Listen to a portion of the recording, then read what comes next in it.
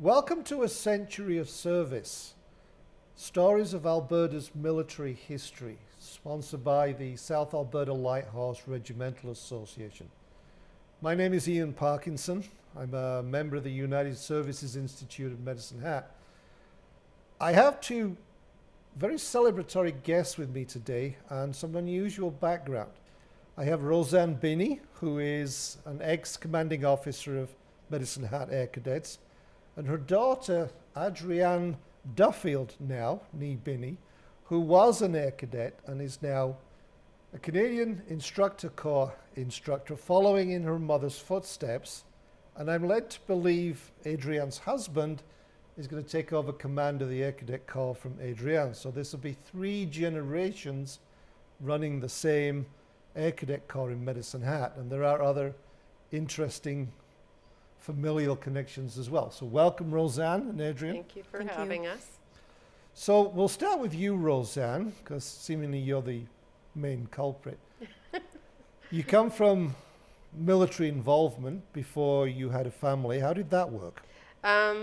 Actually, my military involvement was I met my previous husband when he was a serving member of the Armed Forces in Edmonton. So he was serving at the base in Edmonton, and I met him, and we eventually married, and that was my exposure to the military. Which base was he on when you met? He worked at Lancaster Park, but he lived at Greaspaw. So he was a firefighter.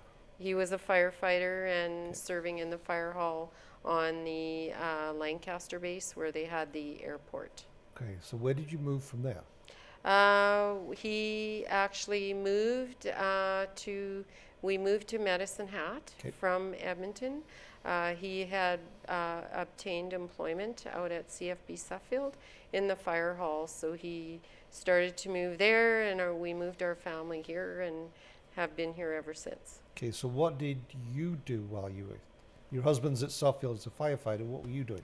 Well, initially I moved here and I had a kind of short-term employment, and then was eventually hired by the Medicine Hat Rehabilitation Society, which is better known as Ready Enterprises Society. So it's an agency that provides services to people with disabilities in Medicine Hat and actually across southern Alberta.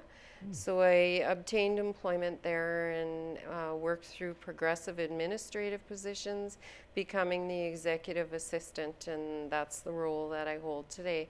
And I've been there 30 years, so it's been kind of 30 years with the same employer? Yes, it's been a really interesting and ever-changing journey, that's for sure. Well, Ready does a lot, is actively involved in the community with both physically and mentally handicapped residents. Yes, we are. You guys are involved in a lot of different arenas? Yes, we have a lot of different services. We provide brain injury learning services. We provide supports to people in homes, and both in group homes and in their own homes in the community. We provide supports for people with disabilities to obtain jobs and employment. And then we also have social enterprises. So the Bottle Depot, we have a shredding business, and also some commercial pickups and bus bench advertising. So your interpersonal and community skills are very sharp. Well, I try to keep them honed in supporting everybody that I do, yeah. Now, I'm sure everybody's noticed at this point in time that the two of you are dressed alike. So, how did Rosanne wind up being a Canadian Instructor List or Cadet Instructor List officer? How did that happen? Well, when Adrienne turned 12, we had challenged her to look at some other options for activities other than just sports. She was heavily sports involved. Yep. And she kind of took a look around and chose the Air Cadet program. So she enrolled as a cadet, and as a mother initially I supported with volunteering, and then realized they really needed support for the cadet activities. Right. So I decided to become a civilian instructor, and probably within less than a month realized the real support was needed in the officer component. Right. That's where the responsibility lay, the training was given, and where they really needed officers to be able to, for the program to continue to grow and move on. Right. So I enrolled. Okay, so now I'm going to jump to Adrienne or Adrienne? Adrienne. Adrienne. Now, just prior to you becoming an air cadet, your mother lightly covered the fact that you were involved in sports. Could you flesh that out a little? Yeah, so I was involved when I was younger in soccer, volleyball, basketball. I've tried my hand out at baseball, and I was extensively into BMX racing as well. Now, your BMX racing took you to some interesting places in the world, I gather. It did. It was wonderful. So I started BMX racing when I was about 9 or 10 years old, and I continued to progress and train here in Medicine Hat. Okay. And I attended different competitions all around Alberta and BC mostly, with the provincial and Western Canada competitions.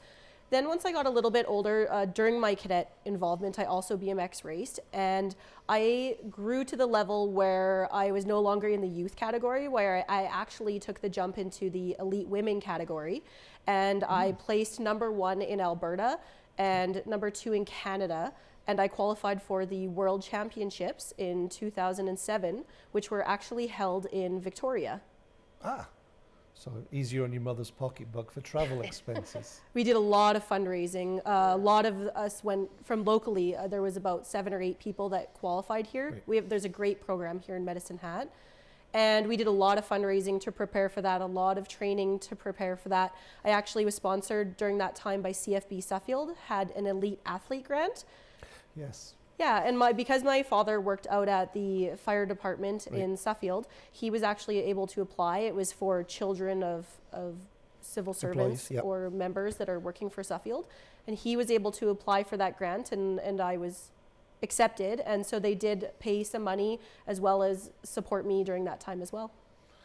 Okay, where did you practice your BMX in Medicine Hat?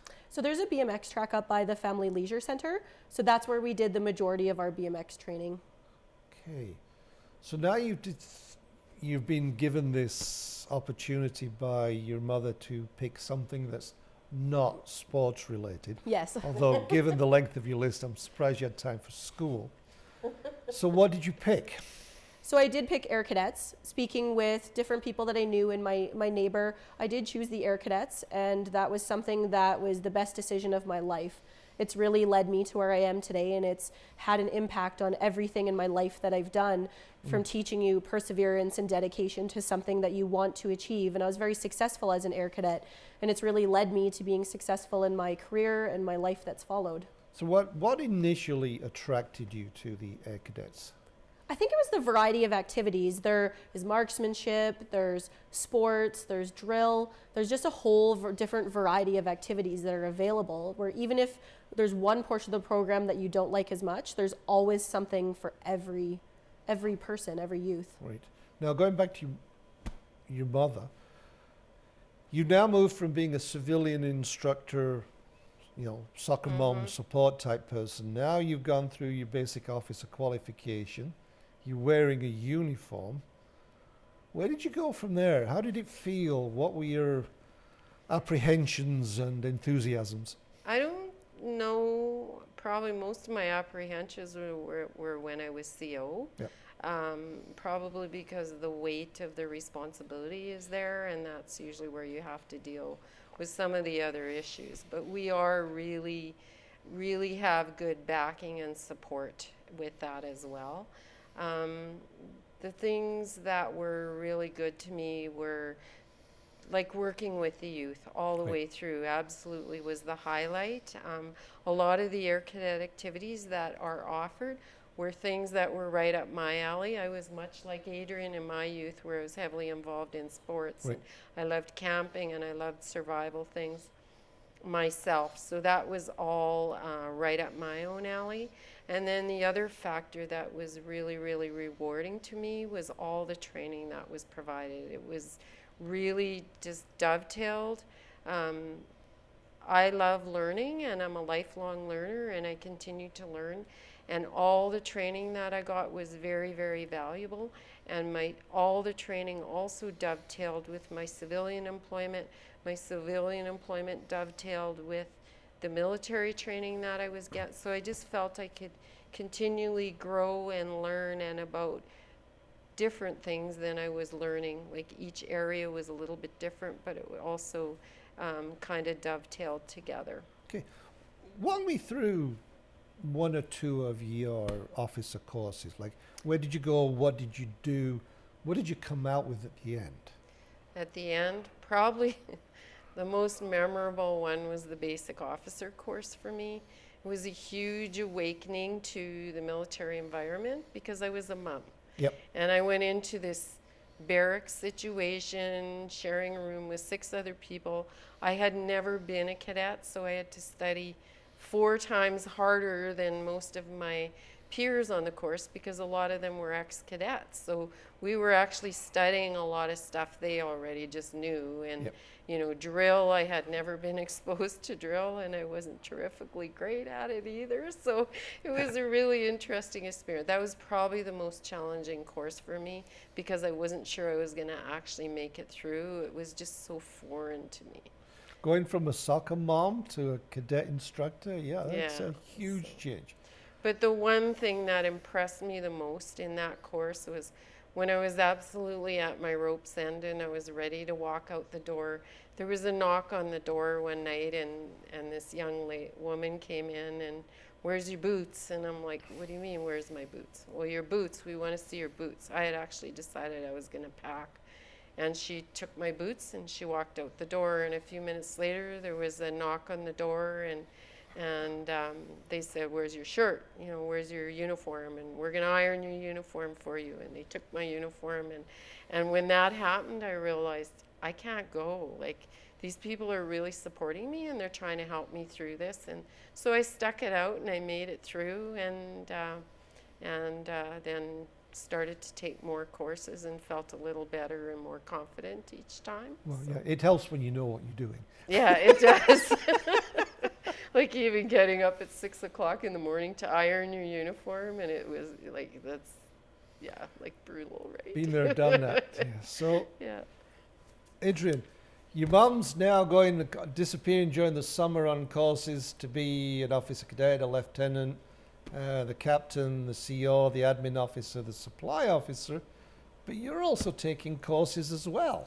I am. I took every opportunity that I could. I really focused in my early cadet years on sports and fitness courses as well as survival courses. That was the areas that I was really interested in. So my first couple summers was taking general training, our basic sports and fitness, basic survival. Okay. And then I took a look and I really wanted to take those courses to a further level and applied for the longer 6-week scholarship courses. So the scholarship courses required an extra interview.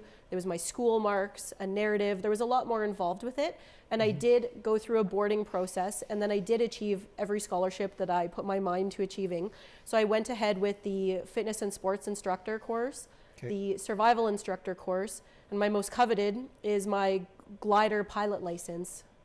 Now, glider pilot. What made you decide to be a glider pilot? I really just later in my cadet years found an interest in flying. I had a friend who I had taken some previous courses with, and that was what she was looking at doing, and it really piqued my interest. And when I took a look at it, I was self-taught. I had no idea any kind of flying background. I was self-taught with the books, the study books. I literally took the books and memorized the best that I could. I got in by the skin of my teeth on my entrance exam. Although my interview was fantastic, my marks, my cadet career, it all contributes towards that course, but my entrance exam for the actual aviation knowledge was self-taught, so I barely scraped by going on the course.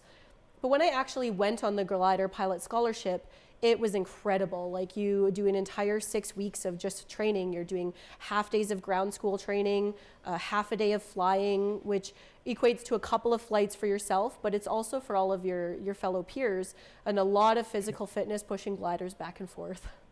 Now, your gliders were launched by a winch or by aircraft? We were by aircraft. Usually you're trained on aircraft as the takeoff is a lot easier, and then you're trained on winch after once you have your actual license. Yeah, winches are a lot more exciting. Yeah.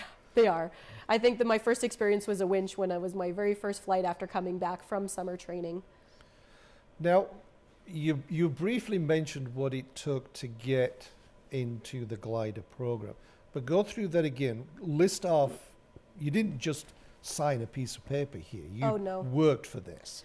So for the actual application process there was an entrance exam that you had to write, an aviation entrance exam. Okay. So you spend months studying, and the entrance exam basically determines whether you move forward in the entire process. You have to have a passing mark on that. That was the biggest hurdle for me because I had nobody to instruct that knowledge to me. It was just learning it from a book, which is very difficult. This is not something you do through Air Cadets. Now we do it through the Air Cadet program, but at the time it was something that we didn't have anybody as an officer teaching that portion of the program, so it was self-taught for me. Which is how your mother wound up being a single officer at some point. Yes. Okay, so carry on. Yeah, and then the rest of the process, so they take your school marks into consideration. So how you do, there's an entire form that they go through your school marks. It's based on an interview. So you go through and you actually do a board interview in front of a panel of people. They mark your uniform, your dress, your deportment. There's a list of knowledge that you need of government affairs, government representatives, the Air Cadet League representatives. So it's knowing a wide variety of your community members, knowing events in the community, so knowing what's going on in news, so nationally, provincially, locally, so learning what that's about. It's going through and having all of your information put together in an actual package. They take a look at your school involvement. So I was involved at that point of time in student council. Right. I was involved with Mothers Against Drunk Driving. I was involved with our grad planning committee because that was the year of my graduation as well. Okay. Yep. So all of that is taken into consideration, everything you do within the community. I also volunteered with the Medicine Hat Hospital. I volunteered with Police Point Interpretive Center. So they had a couple of different programs. So Easter programs, they had a Rainforest Cafe program. So there's a lot that's involved in getting these scholarship courses, from your involvement in the community to your involvement, how involved you are within the cadet program to school. There's a lot that goes into it. You obviously didn't have a problem not worrying about where she was at any time in her life. No, I didn't. That's quite a list, young lady. You obviously run out of time in the cadet system, and judging by your list of activities, I'm not really surprised. But what does it take for an air cadet to get their powered wings? So it's a process that they go through starting when they're younger. They can take the basic aviation courses. There's an advanced aviation course that they can take as well, which will give them some foundation in their ground school knowledge. They can also go through, we now have developed a local ground school program for our cadets, where they actually take 3 to 4 months of classroom training on this to write their entrance exam. And we really guide them through that entire process of what it takes in cadets, in the community, and we really get to them early. So the key is getting to those cadets early when they're like 13 years old, and just letting them know what it takes to be a pilot, letting them know what it takes to be accepted for that scholarship program, that it's not just writing a test and going for an interview. There's a lot of other pieces involved to get to where they want to. It's just dedication. It's putting their minds to it. It's being dedicated to the program. And if memory serves me correctly, there is no cost to the cadet. So there's a small cost to achieving their actual license. There are a few licensing fees. Okay. However, when they actually go to summer training, they're paid $60 a week to attend summer training. So essentially what they're paid to go to summer training offsets any costs that they have at summer training for their medical license that they get ahead of time, and their licensing fees for actually writing the government Transport Canada exams. Now, during this period where you're doing all of these community events and you're also working towards your glider license, you also went through the Duke of Edinburgh program. I did. Yes. And you achieved the ultimate in the gold Duke of Edinburgh. Yes. Can you talk a little bit about the Duke of Edinburgh program? What is it? What did you do? And what happened at the end? It's a really wonderful program that gets youth involved. It's the age of 14, and I believe it's up to 25. So it's even young adults as well that are out of the cadet program that have the opportunity to do this. And it's really about getting involved. So it's physical fitness, so having a minimum level and amount of physical fitness. It's community service, so volunteer work. So within the cadet program, there actually is a lot of activities that are covered, as well as volunteer work outside in the community, which there's large number of volunteer opportunities in the community at any point in time. There's also a service, a skill level that you have to achieve. Part of my skill for the Duke of Edinburgh Award was attending my ground school training, was doing my pilot license, because it's a skill. You're flying, you're studying for exams, you're writing exams. So that was a skill that I had used. But there are other skills that are available, whether it's music, dance. There's a large number of activities that people can choose from. Right. And you've now reached the gold pin level. Who awarded you your pin? So Prince Edward awarded me my pin, which was an amazing opportunity. We went to this very fancy ceremony in Calgary. It was incredible. They only come about once a year. Yep. The gold award is always presented by a royal family member, so that's where it does happen. It's very big, it's prestigious. It's a wonderful opportunity to say that you've been awarded that by a member of the royal family, and that was incredible that I had the opportunity to meet Prince Edward.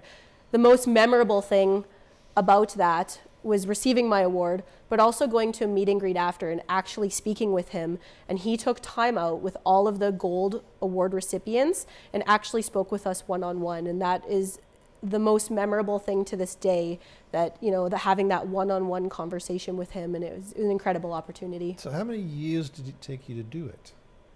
Many years longer than it should have.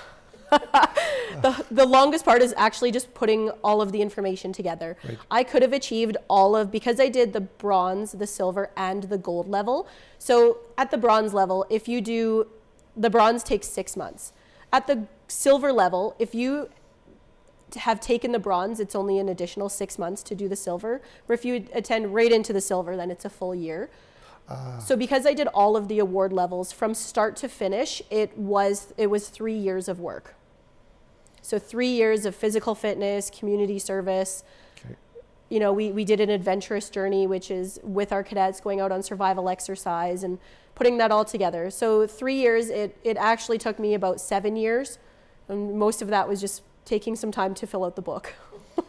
Now, at some point in this very busy schedule of yours, you also took the time out to get married and have a child.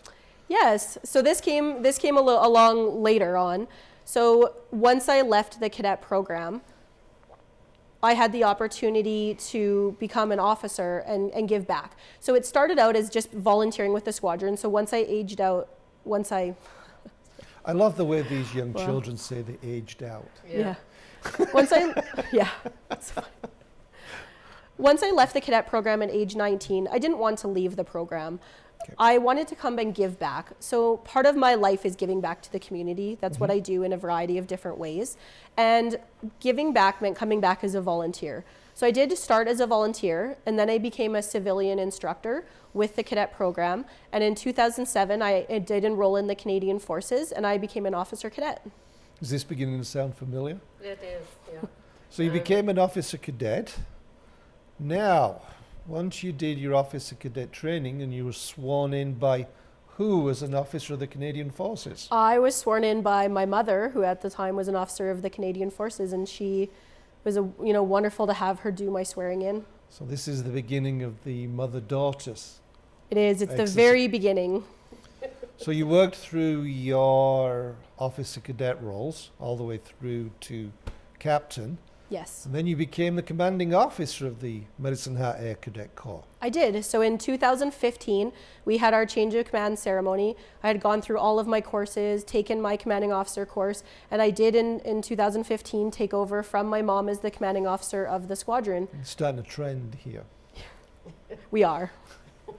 So now you're the commanding officer. Now you're the gal with the big stick. Did you make any changes? Was there anything you moved away from or moved towards or introduced? A few things I introduced, but I mostly just built on the foundation that my mom had made as CO. There was a large number of wonderful things that she said as a foundation that I had to work on when I took over as commanding officer. In the probably 2 years prior to become commanding officer, I started up a biathlon and marksmanship program with our local cadets, as that was something that we didn't have at the time. And once I became commanding officer, I just continued to build on those. And we have a very successful program over the last 4 years where we have cadets who have attended nationals for our biathlon program, and we just this year had a cadet attend provincials for the very first time for our marksmanship program. I also over that time had our 75th anniversary, so that was a very big ceremony. My very first year as CO, I get to take over and have the biggest one of the biggest ceremonies of your life that you're going to have an opportunity to plan. So that was fantastic with the support that I have from our local sponsoring committee. The support from the community was wonderful, and we had an incredible ceremony of our 75th anniversary with our cadets. So how many years have the Cadet Corps been here now? It now has been here 78 years. 78 years. So this is your last year as commanding officer of It Medicine Hat is, Air yes. Cadets. And who are you handing it over to? So I will be handing over command of the squadron to my husband, Captain Barry Duffield. Now, he comes from an aviation background as well. Not to steal his thunder from his interview tomorrow. The fact that he was a pilot probably had no attraction whatsoever, right? So we met through the cadet program. We met on our lieutenant qualification course in 2011, where we were just friends for many years. We lived in 2 different places. We saw each other once or twice a year on courses. We saw each other on training weekends. And then a few years back, we really just reconnected over the summertime one summer. Right. And the rest is history. We had the opportunity to just get together and, build a relationship that was based on just respect and similar backgrounds, which is really where we met, where our similarities came from. We had a chance while we were living in 2 different places, because he lived in Strathmore and I lived in Medicine Hat. We had our cadets come together we started a weekend of joint field training exercises. We did a lot of activities together, and we did a lot of traveling back and forth when we were first getting to know each other. Well, it's only 2.5 hours down a straight road. It's It's not like Northern Ontario. Although I would never have thought Lieutenant Quall would have been a matchmaking course. So, what does it cost to be an Air Cadet? So the enrollment in the program is free. All that we ask for in return from the parents of the cadets is volunteering in some way within the squadron. Okay. And then the opportunities are there for sports, marksmanship, biathlon, ground school glider, power. We have a wonderfully diverse program here in Medicine Hat, and that's one of the growing things that I achieved while I was commanding officer is, we've really grown our program in the extracurricular activities. So we have a very well developed biathlon and marksmanship team. We, for 2 years now, have had a very developed ground school program, which has seen cadets go to successfully get their either glider or power licenses the last 2 summers. We we have a drill team this year. For the first time in many years, we have the interest for a drill team, and we have our cadets attending a drill competition in a couple of months. And we also, during the time as commanding officer, successfully planned a trip to Vimy Ridge for the 100th anniversary, and we had 15 cadets attend for the 100th anniversary. How was that Vimy trip? It was wonderful. I myself didn't actually go on the trip. I did the planning for the trip, but as I was pregnant with my son at the time, I ended up not being able to go. So one of our other staff members did attend, but our cadets had the most life-changing experience when they attended that. It's amazing how graphic reality will do that. Yeah. So your husband's going to have quite the standard to maintain. I mean, basically he's the 3rd generation here of the same family. He has lots of ideas and lots of passion and enthusiasm to take on the role. So he has you to temper it, I gather. Sometimes. So Rosanne, going back to your days as a CIL officer, any fond, happy memories? I do, and I've had, there were some significant achievements there as well. One of the dreams when I went in as the training officer was for the squadron to be able to travel to Ottawa. It had been a dream of the previous commanding officer, and which was communicated and still a desire.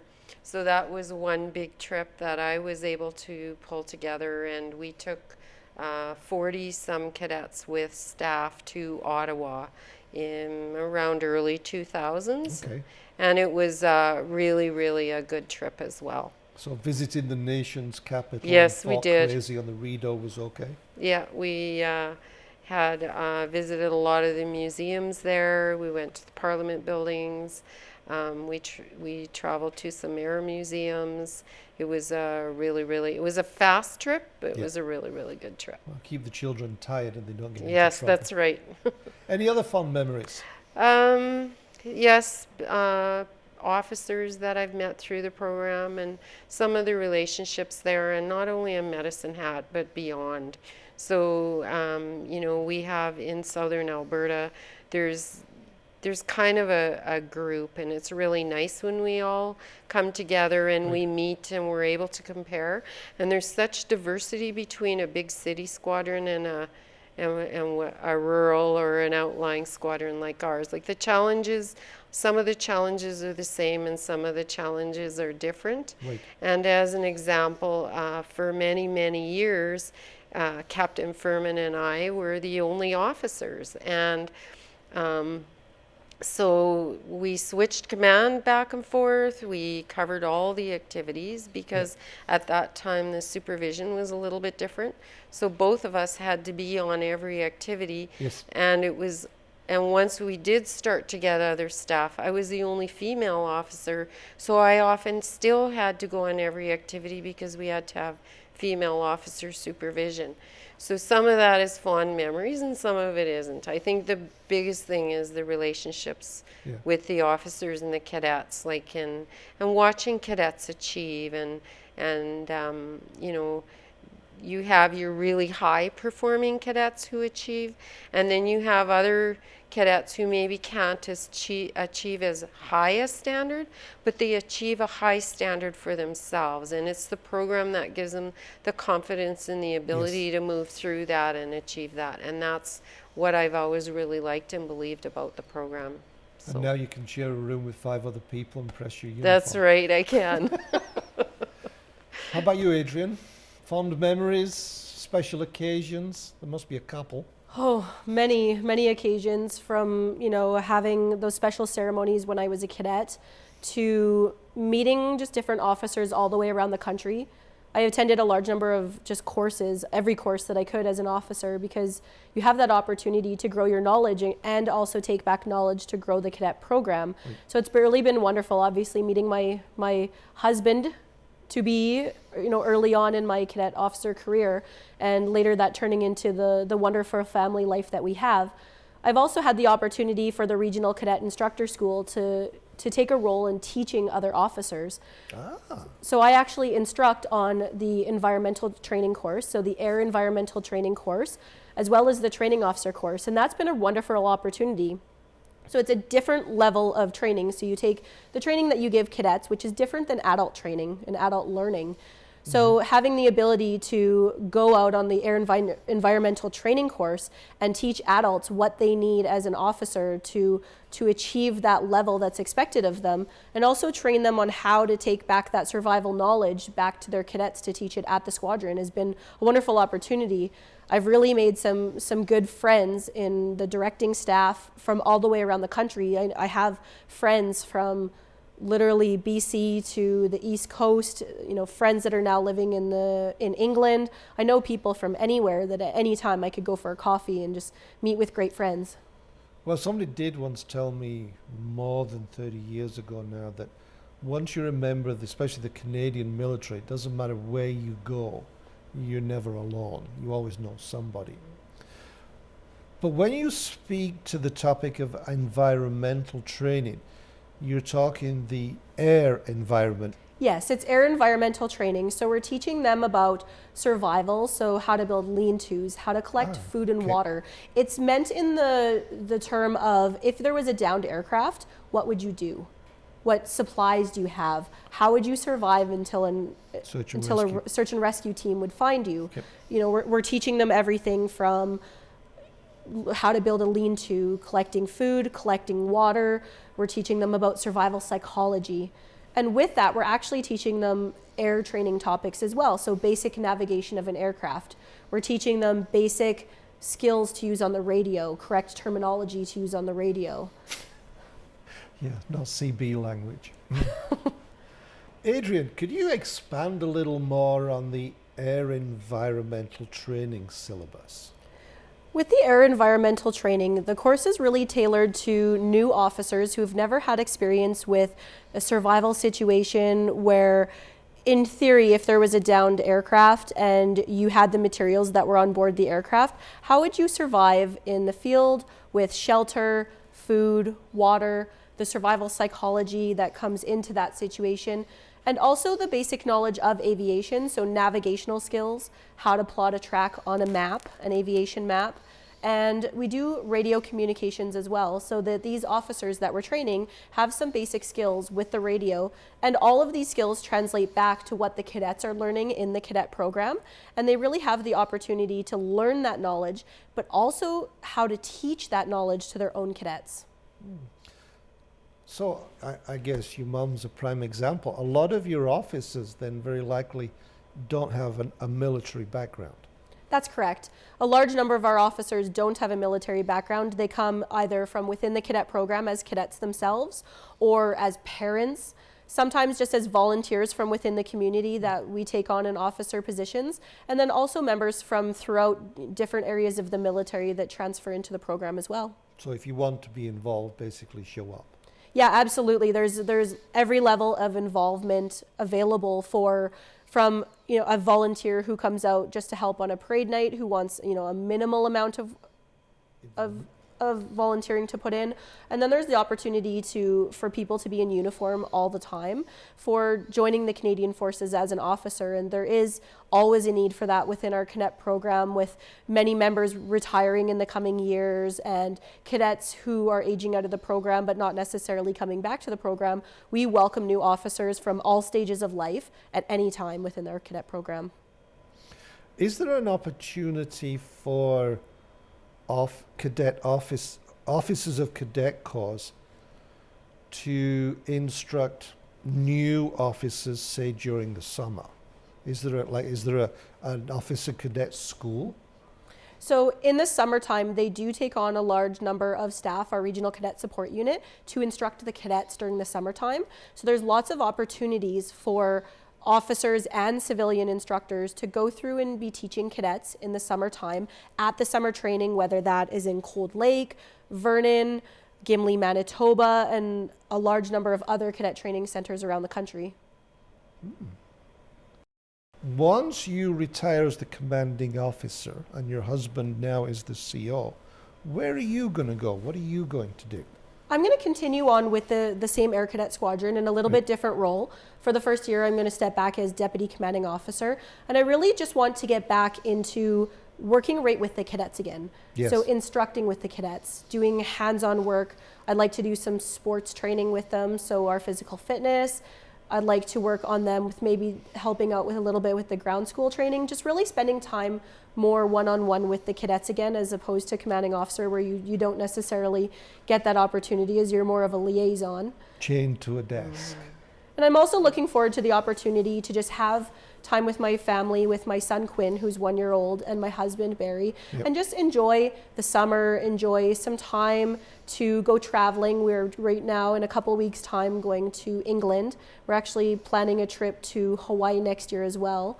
And just really getting the opportunity to go hiking and camping, and we love waterfalls, so anywhere we can go camping that there's waterfalls, it's just a bonus. You'll find one or two in Hawaii. Absolutely. So what about Captain Binney? What's your future plans? Well, right now, my life's kind of been in transition a bit over the past few years. There have been some leadership changes at work, so I'm quite busy supporting the new person now, the new executive director in our organization. And then also with some changes in my family, I've become more responsible for care for a brother and my father. Right. And also my intent is to continue to work with the Air Cadet program. So I moved into the administration office after I was I had completed my commanding officer, and I take care of the paperwork and that kind of stuff. And I also do a lot of the postings on our Facebook page and upload our pictures and stuff like that. So, and I still do assist with activities where they need extra help. And then I still help out other places. When I was on vacation last year, I volunteered at the Cranbrook Food Bank, and so it's just wherever my interests take me. I'm never one to say no, or yeah, I'd like to try that or whatever. You're not the kind of person who's going to sit and read a book and just drink coffee all day. No, not all day. I do that at night when I come home and I'm tired, but That's grandma's time. that's right. Rosanne, you briefly mentioned earlier that family is very important to you. Could you expand on that? Yes, family has always been really important to me right from being a young child. I was in a family where my father lived in a city and my mother was from the country, and so I had the blend of kind of the two different dynamics of what that family looked like. And our family growing up was always quite close. So I had 3 siblings, and we were always very close all the way through our lives. And I tried to translate that into my immediate family. And my relationship with my son and my daughter, Adrienne, is very, very close. Right. And continues to be close, even with the, even a lot of times when you have in-laws start to come into the picture, there becomes difficulties, and we have not experienced that at all. Like Barry is a wonderful addition to our family, and my son Adam, his partner Lexi, Right. she's been a wonderful addition as well. And of course we now have Quinn, who we all spoil, and we enjoy each other's company. In fact, we all took a trip to England last year all together. We were there for 14 days, and we did a lot together, and we didn't have any arguments or disagreements. It was just a really wonderful time. Why England? Barry's family is from there, and Staff Sergeant Duffield, yes. yes, and he actually took us so we spent a few days in Paris, and we went to Paris Disneyland and took in Paris Central. Then we actually went and stayed in the Gloucester area for a good part of our vacation as well, to visit and meet with his family. It was prior to Adrienne and Barry's wedding. Right. So it was a really good opportunity to connect there and expand our family. Yes. And then we did, side trips to Wales, and we went to castles and ended up in London. So we spent some time, 3 days, where we would travel into central London and do some of the touristy things and see the Parliament buildings and different stuff there. So it was, I had been there before. Adrienne had been there before, but Adam hadn't. So it was, and we had Barry to show us around because he speaks the local lingo. That's right. Yeah. And he was the driver, which was the best part. Yeah, it can be a little hair-raising, that's Yes. true. Your biography also mentions that your parents took in foster children. Yes, when I was growing up, my mom and dad did take in foster children. We had 2 or 3, but my foster sister actually lived with us from the time she was from 3 years old to 14 years old. She was the longest placement in our home, and basically became our sister. And we're still in touch today, and it just kind of added to our family. Yeah. Foster children will do that. They do, yes. Thank you very much for your time and for your stories and for your contribution to our community. Your family has gone a long way and spent a lot of time helping not only the youth of this community, but also the disadvantaged and some mature adults and seniors. So thank you very much for being here today. Thank you for having us. Thank you. Thank you for joining us. This was another episode of A Century of Service, Stories of Alberta's Military History.